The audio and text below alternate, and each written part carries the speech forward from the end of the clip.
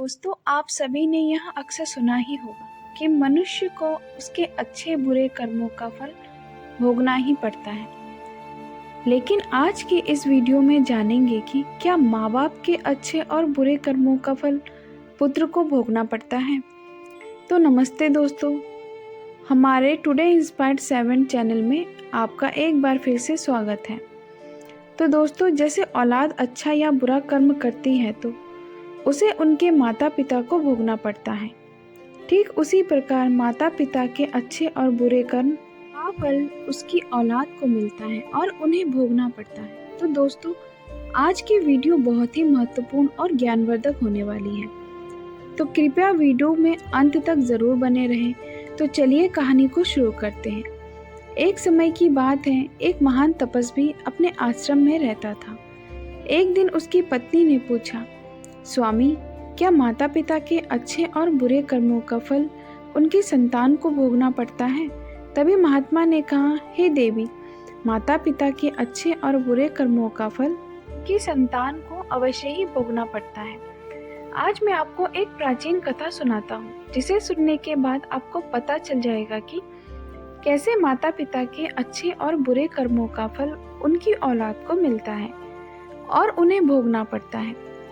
फिर महाराज ने कथा को सुनाना आरंभ करते हैं और कहते हैं, हे देवी, प्राचीन समय की बात है, एक गांव में एक गरीब आदमी रहता था। वह बहुत ही गरीब था, किसी तरह से मेहनत मजदूरी करके अपने घर का पालन पोषण करता था। उसे मजदूरी में दिन भर काम करने के बाद 50 रुपए मिलते थे। उसमें से वह 25 रोजाना दान करता था और 25 में अपने परिवार का पालन पोषण करता था। इस प्रकार कुछ समय बीतने के बाद उसके घर में एक लड़के का जन्म हुआ। उस गरीब आदमी के परिवार में अब कुल 3 सदस्य हो गए, दोनों पति पत्नी और एक लड़का। अब धीरे धीरे उनके पालन पोषण में उस आदमी को समस्या होने लगी, क्योंकि इधर दिन प्रतिदिन महंगाई बढ़ती जा रही थी। फिर महात्मा ने कहा, हे देवी, एक दिन की बात है, उस आदमी के लड़के ने अपने पिता से पूछा, पिताजी, आप रोजाना 50 रुपए कमाते हैं, जिसमें से आप 25 रुपए रोजाना दान करते हैं और 25 रुपए में हम अपना गुजारा कैसे कर पाएंगे? उस आदमी को चुपचाप देखकर उसकी पत्नी ने कहा, बेटा, ऐसी कोई बात नहीं है। तुम्हारे पिताजी रोज 50 कमाते हैं और 25 दान कर देते हैं। यहाँ तुम्हारे लिए ही दान करते हैं, दूसरों के लिए नहीं। लेकिन वह लड़का इस बात को नहीं समझ पाया, क्योंकि वह लड़का बहुत ही छोटा सा था। महात्मा ने कहा, हे देवी, इसी तरह से कुछ समय बीतता गया और उस गरीब आदमी का धीरे धीरे बड़ा होने लगा और उस लड़के की उम्र 7 वर्ष की हो गई। इधर एक दिन वह आदमी काम करके शाम के समय वापस अपने घर लौट रहा था। तभी रास्ते में एक काला भैंस आया और आकर उस गरीब आदमी को मारने लगा। उस भैंस के मारने की वजह से उस आदमी की वहीं पर मृत्यु हो गई। जब उस आदमी की पत्नी और उसके लड़के को पिता की मृत्यु की खबर मिली तो उनको बड़ा दुख हुआ। फिर एक दिन उस गरीब आदमी के लड़के ने अपनी माँ से पूछा कि माँ, हमारे पिताजी कहाँ चले गए हैं? उस गरीब आदमी की पत्नी ने कहा कि बेटा, तुम्हारे पिताजी हम सबको छोड़कर यमपुरी में यमराज के पास चले गए हैं। तब बेटे ने कहा, जब पिताजी थे तो रोजाना 50 कमाते थे और 25 की बचत करते थे। हमारा पालन पोषण उसी 25 में करते और बाकी के 25 वहाँ दान करते थे। अब हमारा पालन पोषण कैसे होगा? कैसे हमारा पेट भरेगा? फिर माँ ने अपने बेटे से कहा, बेटा, जिस घर में गरीबी होती है उसका कोई सहायक नहीं होता है, उससे सभी दूर भागने लगते हैं सिवाय भगवान के, क्योंकि वहीं गरीबों के सहायक होते हैं। फिर बेटे ने अपनी माँ से कहा कि माँ, ऐसा मत सोचो, मैं यमराज के पास जाऊंगा और अपने पिताजी को वापस लेकर आऊंगा। हमारी गरीबी देखकर यमराज को हमारे ऊपर अवश्य दया आ जाएगी और वह हमारे पिताजी को मेरे साथ अवश्य भेज देंगे। फिर महात्मा ने कहा, हे देवी, उस छोटे से बच्ची की बात पर उसकी माँ ने ध्यान नहीं दिया। फिर एक दिन की बात है, उस गरीब आदमी की पत्नी अपने लड़के को घर पर अकेला छोड़कर गांव में काम करने के लिए चली गई और उसका जो लड़का था उसने मन में सोचा कि मैं यमराज के पास जाता हूँ और अपने पिताजी को लेकर आता हूँ। ऐसा सोचकर वह लड़का अपने पिताजी को लाने के लिए अपने घर से चल देता है। उस लड़के को चलते चलते काफी समय बीत गया। फिर उसे थकान का अनुभव हुआ और वहाँ एक बहुत ही विशाल आम के पेड़ को देखकर उसकी छाया में जाकर बैठ गया। तभी उस पेड़ ने मनुष्य की आवाज में कहा कि बेटा, तुम कौन हो और कहाँ जा रहे हो? मेरी छाया में आज तक तुम्हारे जैसा कोमल बालक नहीं आया है। फिर उस लड़के ने कहा कि मैं एक गरीब आदमी का बेटा हूँ और अपने पिताजी को लाने के लिए यमराज के पास जा रहा हूँ। उस आम के पेड़ ने जब उसकी यह बात सुनी तो उसने कहा कि बेटा, तू मेरे लिए भी यमराज से एक प्रश्न पूछ कर आना कि मैं कई वर्षों से यहाँ पर लगा हुआ हूँ, लेकिन मेरा एक भी पत्ता जमीन पर नीचे नहीं गिरता है और ना ही मेरी डालियाँ सूखती हैं। मैं कितने वर्षों तक और यहाँ पर खड़ा रहूँगा? मैंने अपने पूर्व जन्म में ऐसा कौन सा पाप किया है जिस कारण से मुझे इस योनि से मुक्ति नहीं मिल पा रही है? इसका कौन सा कारण है? तब उस लड़के ने कहा कि ठीक है, मैं यमराज से तुम्हारा यह प्रश्न जरूर पूछ कर आऊँगा। महात्मा ने कहा, हे देवी। इतना कहकर वह लड़का वहाँ से आगे जाता है और चलते चलते रास्ते में उसे एक इच्छाधारी सर्प मिलता है। उस सर्प को देखकर वह लड़का डर के मारे कांपने लगा और वहाँ से भागने ही वाला था। तभी वह सर्प मनुष्य की आवाज में बोलने लगा, बेटा, तुम मुझसे डरो मत। मुझे इतना बताओ कि तुम कौन हो और कहाँ जा रहे हो? वह लड़का उस सर्प के पास गया और हाथ जोड़कर कहने लगा, हे नागराज, मैं गरीब आदमी का बेटा हूँ और मैं यमराज के पास अपने पिताजी को लाने के लिए जा रहा हूँ। उस सर्प ने कहा कि बेटा, तुम यमराज से मेरा एक प्रश्न पूछकर आना। मैं कई वर्षों से यहाँ पर पड़ा हुआ हूँ। मेरे से अब चला भी नहीं जाता। मेरे शरीर में इतनी भी जान नहीं है कि मैं थोड़ा सा भी चल फिर सकूं। मैंने अपने पूर्व जन्म में ऐसा कौन सा पाप किया था जिस कारण से मुझे इस योनि से मुक्ति नहीं मिल पा रही है? इसका कौन सा कारण है? तब उस लड़के ने कहा कि ठीक है, मैं यमराज से तुम्हारा यह प्रश्न पूछकर जरूर आऊंगा। महात्मा ने कहा, हे देवी। इतना कहकर वह लड़का आगे चलने लगा। फिर चलते चलते रास्ते में उसे एक किसान मिला। किसान ने कहा कि बेटा, तुम कौन हो? कहाँ जा रहे हो? देखने में तो तुम बड़े ही सुकुमार और कोमल लग रहे हो। फिर उस लड़के ने कहा कि मैं एक गरीब आदमी का बेटा हूँ और मैं यमराज के पास अपने पिताजी को लाने जा रहा हूँ। फिर उस किसान ने कहा कि तुम यमराज से मेरा एक प्रश्न पूछकर आना। मैं चलते हुए राहगीरों की प्यास बुझाने के लिए कई सालों से यहाँ पर एक बावड़ी खुदवा रहा हूँ, लेकिन इसमें पानी अभी तक नहीं निकला है। मैंने अपने पूर्व जन्म में ऐसा कौन सा पाप किया था जिस कारण से इस बावड़ी में अभी तक पानी नहीं निकला है? मैंने इसमें बहुत सारे पैसे भी खर्च कर दिए हैं। इसका क्या कारण है? उस लड़के ने कहा, ठीक है, मैं यमराज से तुम्हारा यह प्रश्न जरूर पूछकर आऊँगा। महात्मा ने कहा, हे देवी। इतना कहकर वह लड़का वहाँ से आगे की ओर चलने लगा। चलते चलते रास्ते में उसे एक बहुत बड़ा तालाब मिला।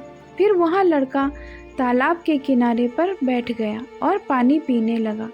तभी उस तालाब से तैरती हुई एक बत्तख आई और कहने लगी, बेटा, तुम कौन हो और कहाँ जा रहे हो? तब उस लड़के ने कहा कि मैं गरीब आदमी का बेटा हूँ और मैं यमराज के पास मेरे पिताजी को लाने के लिए जा रहा हूँ। महात्मा ने कहा, हे देवी। उस लड़के की बात सुनकर उस बत्तख ने कहा कि बेटा, तुम यमराज से मेरा एक प्रश्न पूछकर आना। कई वर्षों से मैं इस तालाब में भटक रही हूँ। मेरी 7 पीढ़ियाँ गुजर गई हैं, परंतु मैं अभी तक इसी तालाब में रह रही हूँ। मैंने अपने पूर्व जन्म में ऐसा कौन सा पाप किया था जिसके कारण मुझे इस योनि से मुक्ति नहीं मिल पा रही है? इसका क्या कारण है? तब उस लड़के ने कहा, ठीक है, मैं यमराज से तुम्हारा यह प्रश्न जरूर पूछकर आऊँगा। इतना कहकर वह लड़का वहाँ से आगे की तरफ बढ़ने लगा। चलते चलते तालाब के दूसरे किनारे पर पहुँच गया। दूसरे किनारे पर जब वहाँ पहुँचा तो उसने देखा कि एक मरा हुआ बगुला वहाँ पर पड़ा हुआ था। जब वह लड़का उस मरे हुए बगुले को लांग कर जाने लगा तो वह मरा हुआ बगुला कहने लगा, बेटा तुम कौन हो और कहाँ जा रहे हो? उस लड़के ने उसकी आवाज़ सुनकर कहा कि मैं एक गरीब आदमी का लड़का हूँ और मैं यमराज के पास अपने पिताजी को लाने के लिए जा रहा हूँ। उस बगुले ने कहा कि तुम यमराज से मेरा एक प्रश्न पूछकर आना कि मेरा शरीर कई वर्षों से इस तालाब के किनारे पर ही पड़ा हुआ है। कभी पानी की लहर आती है तो मेरा शरीर तालाब के अंदर चला जाता है और पानी की लहर से वापस लाके बाहर निकलकर किनारे पर आ जाता है। ना तो मेरा शरीर गलता है और ना ही सड़ता है। इतने सालों से जैसे का तैसा ही है। मैंने अपने पूर्व जन्म में ऐसा कौन सा पाप किया था जिसके कारण मुझे इस शरीर से मुक्ति नहीं मिल पा रही है, और इसका क्या कारण है? उस लड़के ने कहा, ठीक है, मैं यमराज से तुम्हारा यह प्रश्न जरूर पूछकर आऊँगा। महात्मा ने कहा, हे देवी। इतना कहकर वह लड़का वहाँ से चलने लगा और वहाँ से चलते चलते यमपुरी में पहुँच गया और वहाँ पहुँचकर यमराज को प्रणाम किया और हाथ जोड़कर कहने लगा, हे यमराज, मेरे पिताजी कहाँ पर हैं? जब मेरे पिताजी घर पर थे तो वहाँ रोजाना 50 रुपये कमाते थे, जिसमें से 25 रुपये तो दान कर देते थे और 25 रुपये में हम लोगों का परिवार चलता था। लेकिन अब मेरे पिताजी घर पर नहीं हैं, तो मैं और मेरी माँ भूखे मर रहे हैं। आप उन्हें जल्दी से मेरे साथ हमारे घर पर भेज दीजिए। महात्मा ने कहा, हे देवी। फिर यमराज ने उस लड़की की बात सुनकर कहा, ठीक है, मैं तुम्हारे पिताजी को घर पर भेज दूंगा, पहले तुम यहाँ पर बैठो। यमराज ने उस लड़के को अपने पास में बिठाया और उसको भोजन कराया। भोजन कराने के बाद पूछा कि तुम्हें और क्या चाहिए। फिर उस लड़के को रास्ते में जो जो मिले थे उनके प्रश्न यमराज से पूछे। यमराज ने उन सभी के प्रश्नों का उत्तर दिया और कहा कि बेटा, तुम जाते समय उन सबको उनके उत्तर बताते हुए जाना। फिर यमराज ने कहा कि बेटा, तुम अपने घर पर जाओ, तुम्हारी माँ तुम्हारा इंतज़ार कर रही है, तुम्हारे पिताजी तुम्हारे घर पर पहुँच जाएंगे। फिर वह लड़का यमराज को प्रणाम करके वहाँ से वापस अपने घर के लिए चलने लगा। चलते चलते रास्ते में सबसे पहले उसे वही मरा हुआ बगुला मिला जो तालाब के किनारे पर पड़ा हुआ था। उस लड़के को देखकर वह मरा हुआ बगुला कहने लगा, बेटा, क्या तुमने यमराज से मेरा प्रश्न पूछा था? तब उस लड़के ने कहा, हाँ, मैंने यमराज से तुम्हारा प्रश्न पूछा था। यमराज ने कहा कि तुम पहले बहुत बड़े विद्वान थे, परंतु तुमने किसी को भी अपना ज्ञान नहीं बताया। अब मर गए हो, वह ज्ञान तुम्हारे अंदर ही अंदर खौल रहा है। जब तक तुम अपना ज्ञान किसी को नहीं बताओगे, तब तक तुम्हारी आत्मा को शांति नहीं मिलेगी। महात्मा ने कहा, हे देवी। फिर उस मरे हुए बगुले ने कहा कि बेटा, अब ऐसी हालत में मेरे पास ज्ञान लेने के लिए कौन आएगा? तुम मेरा ज्ञान ले लो। फिर उससे लड़के को जितना भी उसके पास ज्ञान था वह सारा ज्ञान उस लड़के को दे दिया और ज्ञान देने के बाद तुरंत ही उसकी आत्मा को मोक्ष की प्राप्ति हो गई। फिर वह लड़का आगे चल पड़ा। चलते चलते उसे वही बत्तख मिली। बत्तख ने कहा कि बेटा, क्या तुमने यमराज से मेरा प्रश्न पूछा था? उस लड़के ने कहा कि हाँ, यमराज से मैंने तुम्हारा प्रश्न पूछा था। उन्होंने कहा कि तुम्हारे अंदर अमृत है, जब तक तुम इस अमृत को किसी को नहीं दोगे तब तक तुम ऐसे ही व्याकुल रहोगी। बत्तख ने कहा कि बेटा, अब कौन मिलेगा मुझे, तुम ही मेरा अमृत ले लो। फिर बत्तख ने अपना अमृत उस लड़के को दे दिया और अमृत देते ही उस बत्तख की आत्मा को मोक्ष की प्राप्ति हो गई। इसी तरह से वह लड़का वहाँ से आगे बढ़ने लगा। फिर चलते चलते रास्ते में उसे वही किसान मिला जो राहगीरों के लिए बावड़ी खुदवा रहा था। उस किसान ने जैसे ही उस लड़के को देखा तो बड़े प्रेम से हाथ जोड़ करने के बाद उसने बोला, बेटा, क्या तुमने यमराज से मेरा प्रश्न पूछा था? उस लड़के ने कहा, हाँ, पूछा था। यमराज ने कहा कि आपके घर में एक जवान कन्या कुमारी बैठी हुई है। जब तक आप उस लड़की का विवाह नहीं करोगे और कन्यादान नहीं करोगे, तब तक बावड़ी में पानी नहीं निकलेगा। पहले तो तुम्हारा कर्म है उसे पूरा करो। जो ईश्वर ने तुमको दायित्व सौंपा है उस पर ध्यान दो। पहले आप कन्यादान करो, उसके बाद इस बावड़ी को खुदवा देना। फिर उस किसान ने कहा कि मैं अपनी लड़की के लिए लड़का कहाँ से ढूंढने के लिए जाऊँगा। तुम मुझे बहुत ही सीधे साधे स्वभाव के दिख रहे हो और सुंदर भी हो और देखने में बहुत ही अच्छे लग रहे हो, इसीलिए बेटा तुम ही मेरी लड़की से विवाह कर लो। महात्मा ने कहा, हे देवी। फिर उस किसान ने अपनी लड़की का विवाह उस लड़के के साथ कर दिया। फिर किसान ने अपनी लड़की को बहुत सारा धन देकर विदा कर दिया। फिर वहाँ लड़का आगे चला। चलते चलते रास्ते में उसको वही इच्छाधारी सर्प मिला। उस सर्प ने कहा कि बेटा क्या तुमने यमराज से मेरा प्रश्न पूछा था? तब उस लड़के ने कहा कि हाँ पूछा था। यमराज ने कहा कि तुम्हारे पास जो नागमणि है, तुम उस नागमणि को धरती पर नहीं उगलते हो और ना कभी किसी को दान दिया है। जब तक तुम इस नागमणि का दान नहीं करोगे तब तक तुम्हारा शरीर ऐसे ही बना रहेगा। फिर उस सर्प ने कहा कि बेटा मैं यहाँ नागमणि अब किसको दूँ? इस नागमणि को तुम ही ले लो। फिर उस सर्प ने अपनी नागमणि को उस लड़के को दे दिया। नागमणि को देते ही उस सर्प की आत्मा को मोक्ष की प्राप्ति हो गई। इस तरह से वहाँ लड़का अपनी पत्नी को लेकर फिर आगे चलने लगा। फिर चलते चलते रास्ते में उसे वही आम का विशाल पेड़ मिला जिसकी छाया में उसने विश्राम किया था। उसने पूछा कि बेटा क्या तुमने यमराज से मेरा प्रश्न पूछा था? उसने कहा हाँ पूछा था। यमराज ने कहा कि पूर्व जन्म में तुम्हारा काम स्कूल में बच्चों को शिक्षा देना था। तुम्हारा पद एक गुरु का था, परंतु तुमने अपने पद का सही इस्तेमाल नहीं किया। तुम शिक्षा देने के बदले में छोटे छोटे बच्चों से अपना काम करवाते थे और उन्हें अच्छी तरह से शिक्षा नहीं देते थे। तुम पूर्व जन्म में बहुत बड़े विद्वान थे, परंतु तुमने उन बच्चों को शिक्षा नहीं दी। उन्हीं बच्चों के श्राप के कारण तुम हिलडुल नहीं सकते। तुम्हारे अंदर जो ज्ञान भरा हुआ है उसे किसी को दे दो, उसके बाद में तुम्हें मोक्ष की प्राप्ति होगी। महात्मा ने कहा हे देवी। उस लड़के की बात सुनकर उस आम के पेड़ ने कहा कि मैं यहाँ ज्ञान किसे दूंगा, तुम ही ले लो। फिर उस आम के पेड़ ने उस लड़के को अपना जितना भी उसके पास ज्ञान था सब दे दिया। जैसे ही उस आम के पेड़ ने उसे लड़के को अपना ज्ञान दिया तो उसकी भी आत्मा को शांति मिल गई। वहाँ उस पेड़ की योनि से मुक्त हो गया। वह लड़का अपनी पत्नी के साथ चलते चलते अपने घर पहुँच गया। जब वह लड़का अपने घर पर पहुँचा तो उस लड़के की माँ उसको देखकर बड़ी खुश हुई और कहने लगी कि बेटा तुम कहाँ पर चले गए थे और यहाँ लड़की तुम्हारे साथ में कौन है?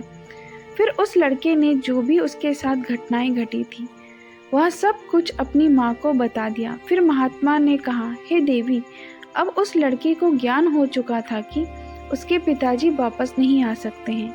अब उनकी मृत्यु हो चुकी है। उसके पिताजी ने जो दान धर्म किया था उसका फल उस लड़के को यमराज ने दे दिया। इस प्रकार से महात्मा ने अपनी पत्नी को बताया कि माता पिता के अच्छे और बुरे कर्मों का फल उनकी औलाद को कैसे प्राप्त होता है और पूर्व जन्म के कर्मों का फल व्यक्ति को कैसे मिलता है और उसके पिता द्वारा किए गए पाप और पुण्य कर्म भी उसके बच्चे को कैसे मिलते हैं। तो दोस्तों, आपने आज के इस वीडियो से क्या सीखा वह मुझे आप कमेंट बॉक्स में कमेंट करके बता सकते हैं। इसी के साथ में उम्मीद है कि आपको आज की वीडियो पसंद आई होगी। अगर पसंद आई हो तो इस वीडियो को एक लाइक करें और उस इंसान को शेयर करें जिससे यह कहानी सुनने की ज़रूरत है। और उसी के ठीक बाद हमारे चैनल टुडे इंस्पायर्ड 7 को सब्सक्राइब करना ना भूलें। और ऐसी ही एक नई वीडियो में एक नए मैसेज के साथ तब तक के लिए अपना और अपने माता पिता का और अपने घर परिवार वालों का ख्याल रखें। धन्यवाद। नमो बुद्धाय।